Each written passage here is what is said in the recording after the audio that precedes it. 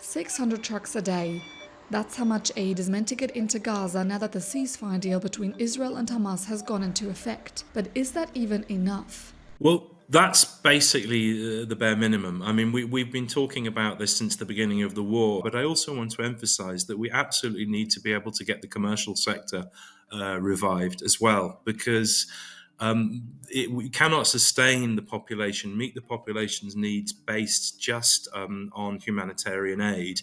And even though a ceasefire will make it safer for aid to be delivered, it still won't be easy getting it to everyone who needs it. Aid organizations say, as people try to return to their homes or to look for loved ones, it will be difficult to predict where to send enough supplies to meet the needs of shifting numbers of people. UNRWA, the UN relief agency for Palestinian refugees, will also officially be banned in Israel from the 30th of January.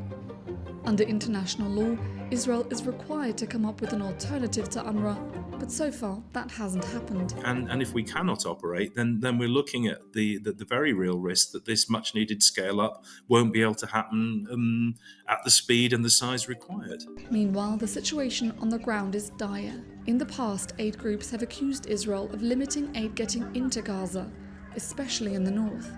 And certain goods have also been prohibited altogether from entering. There's certain types of medicine, equipment, sort of excavation equipment to dig people out of the rubble, to clear the roads, solar lamps when there's no electricity, for places to be able to function. All of these things have basically been banned. We've had trouble getting tarpaulins in to build tents, to raise tents. In recent months, humanitarian organizations have reported looting and a rise in crime over the aid that has been getting in. The hope is that an increase in goods coming in will help limit this. But there's still the question of who will take ultimate responsibility for directing the relief efforts. Up to now, Israel has controlled the flow of aid into Gaza. It's likely to retain control of aid with a ceasefire in place, but it's unclear what restrictions aid organizations might still face. And ultimately, how much humanitarian aid gets in will also depend on whether a ceasefire holds.